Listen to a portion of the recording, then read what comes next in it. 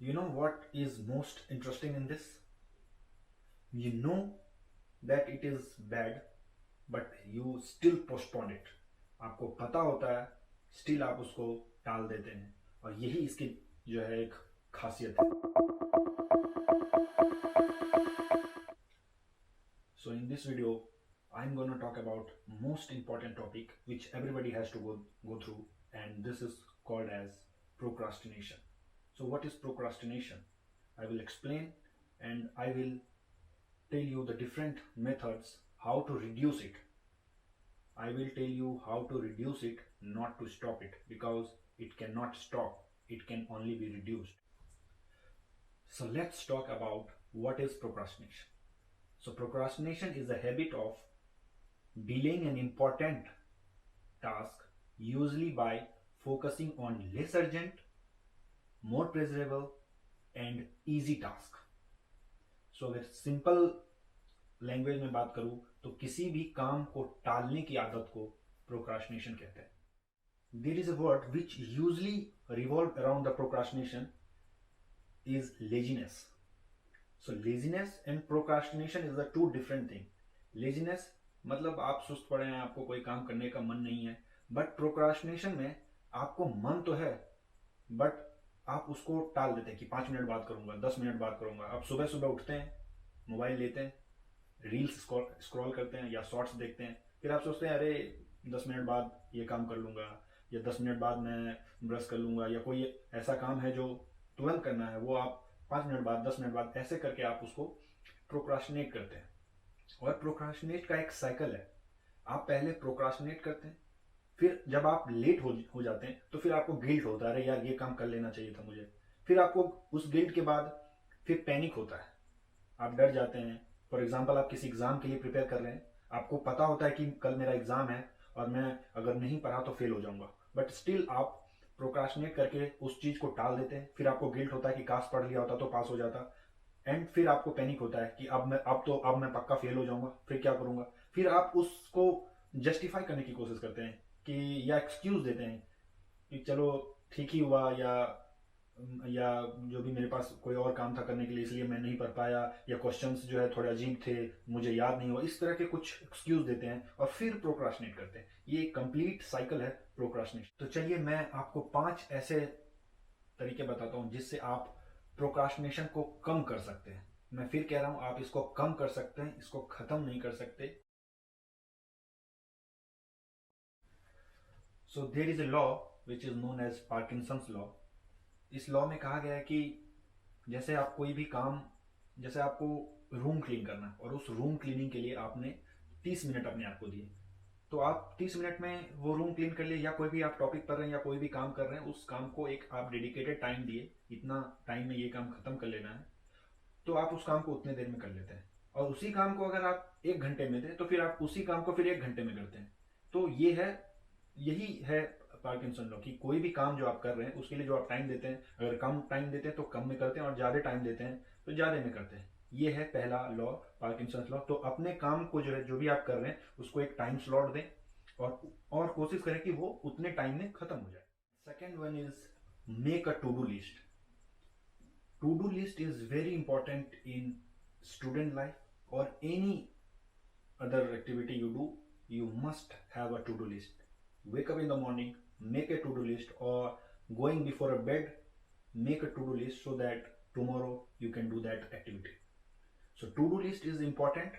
आप जो है सुबह उठने से लेके रात तक जो भी एक्टिविटी करें वो या तो सुबह उठ के लिख लें, या एक रात पहले सोने से पहले लिखा होना चाहिए. आपको पता होना चाहिए कि 12 बजे आपको क्या करना है, 1 बजे क्या करना है, शाम को 4 बजे क्या करना है. सो ये बहुत इंपॉर्टेंट होता है कि ये छोटी छोटी बातें हैं जो कि जो आप अगर डेली बेसिस पे करते हैं तो आप प्रोक्रास्टिनेशन को कम कर सकते हैं, और बहुत हद तक कम कर सकते हैं. Third is break your work into small pieces. इसका क्या मतलब है? इसका मतलब है कि जब आप कोई भी काम करने बैठते हैं तो आपको लगता है कि पहले आपको डर लगता है कि यार ये काम हो पाएगा नहीं हो पाएगा, या किसी भी चीज़ के लिए आपको ईमेल भेजना है किसी को, 5 मिनट का काम है, फिर भी आपको लगता है कि यार ये बाद में कर देंगे. तो काम को तोड़ना का मतलब ये है कि जैसे आप फॉर एग्जाम्पल आप पढ़ने के लिए बैठते हैं, आप कंटिन्यूस बैठेंगे, आप एग्जॉस्टेड फील करेंगे, और आप करते भी हैं, मैं भी करता हूँ, सब करते हैं। तो इससे बचने का सबसे आसान तरीका यही है कि अपने काम को तोड़ ले। 3 घंटा आपको पढ़ना है, आपने सोचा मेरे को 3 घंटा पढ़ना, आप उस काम को डिवाइड कर लें। आप जो है यहाँ पे पोमोडोरो टेक्निक का यूज कर सकते हैं। आप 3 घंटे बांट लिए, 1 घंटा, 2 घंटा, 3 घंटा। उस 1 घंटे में आप 50 मिनट पढ़े। You have to study 50 minute and a break of 10 minutes. You have to do 3 pomodoro so that you can lose only 30 minutes, and आप उसमें से मैक्सिमम आउटपुट उसमें से ले सकते हैं। तो ये है बेस्ट कहें तो break into pieces means use a pomodoro. Pomodoro is the best way to sit for a longer period of time. और आप जो भी काम करना चाहते हैं वो आप, अगर कोई हैक्टिक वर्क है तो भी आप पोमोडोरो कर सकते हैं। अगर 50 मिनट नहीं बैठ पा रहे तो आप 30 मिनट बैठे, 5 मिनट का ब्रेक लें, फिर 30 मिनट बैठे, फिर 5 मिनट का ब्रेक लें। इससे आप हमेशा फ्रेश भी रहेंगे, और आपको उस काम को करने में, वो जो 30 मिनट का आप काम करेंगे तो आपको जो है एक प्लेजर का अनुभव होगा। Fourth way, reward your self. What ever activity you do today, after every activity which you did, reward yourself accordingly. For example कि आप एक टॉपिक पढ़ा, उस एक टॉपिक के बाद आपको जो जो जो भी चीज अच्छा हो, जैसे आपको कॉफी पसंद है, आप कॉफी बनाए, कॉफी पिए। आपको कोई चॉकलेट पसंद है, आपको चॉकलेट खाएं। आपको कोई और काम है, कोई आपको जो आपके मनपसंद गाने हो वो सुनना है, वो सुने। तो ऑलवेज याद रखना है कि जो भी एक्टिविटी आप उस पर्टिकुलर टाइम में फिनिश करते हैं, उसके बाद अपने आप को रिवार्ड करना शुरू करें। रिवार्डिंग सिस्टम बहुत जो है एक इम्पॉर्टेंट है, ताकि आप जो नेक्स्ट एक्टिविटी है आपके शेड्यूल में, वो आप एक मोटिवेशन, उस रिवॉर्ड सिस्टम से एक मोटिवेशन लेके उस काम को आप एक अलग एनर्जी के साथ करेंगे। तो reward yourself all. And now the last one, remove your distraction. So जो मैं 5 तरीके बताया हूं, उन सभी को अप्लाई करने के लिए ये बहुत इंपॉर्टेंट है कि जो भी आप काम करने जा रहे हैं उससे पहले आप डिस्ट्रैक्टेड ना हो। अगर आप पढ़ने बैठ रहे हैं तो आपके डेस्क क्लीन होना चाहिए, कोई भी डिस्ट्रक्शन वाला आइटम वहाँ पे नहीं होना चाहिए। आपके फोन्स जो है स्विच ऑफ होने चाहिए, या साइलेंट मोड पे कर लें, या एयरप्लेन मोड पे कर लें। तो जो भी डिस्ट्रैक्शन है या कोई चीज़ जो आपको बार बार डिस्ट्रैक्ट कर रहा है, उसको अवॉइड करने की कोशिश करें। तो अगर आप जो है डिस्ट्रैक्टेड रहेंगे तो जो भी मैंने आपको पहले बताई हैं वो काम आप नहीं कर पाएंगे। तो मिनिमाइज, अपने डिस्ट्रैक्शन को मिनिमाइज करें। जब आप कोई भी काम करने जाते हैं, आपको लगता है कि इस फोन बार बार कोई नोटिफिकेशन आ रहा है या कॉल आ रहा है तो डिस्टर्ब हो रहे हैं, तो आप साइलेंट कर दें, और फोन्स को आप जो है थोड़ा डिस्टेंस पर रखें, ताकि जब आप वो काम कर रहे हैं तो वो आपके रीच से दूर हो। तो बहुत जो है ये कहेंगे कि 4 एक्टिविटी जो मैं बताया उनको करने के लिए सबसे इंपॉर्टेंट यही है कि आप डिस्ट्रैक्टेड ना हो।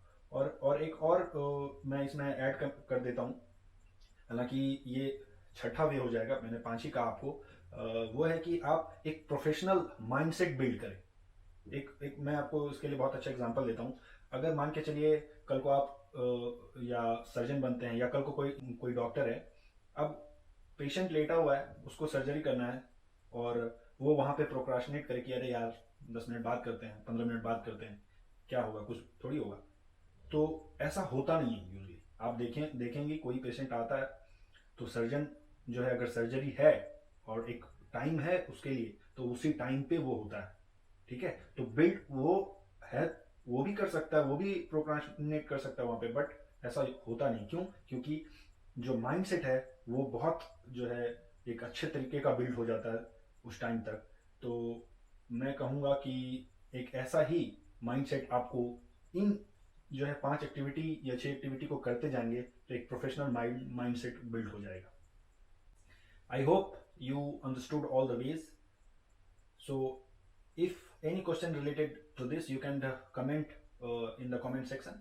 एंड अगर वीडियो आपको अच्छी लगी हो तो आप शेयर करें और सब्सक्राइब करना ना भूलें। Thank you, have a nice day.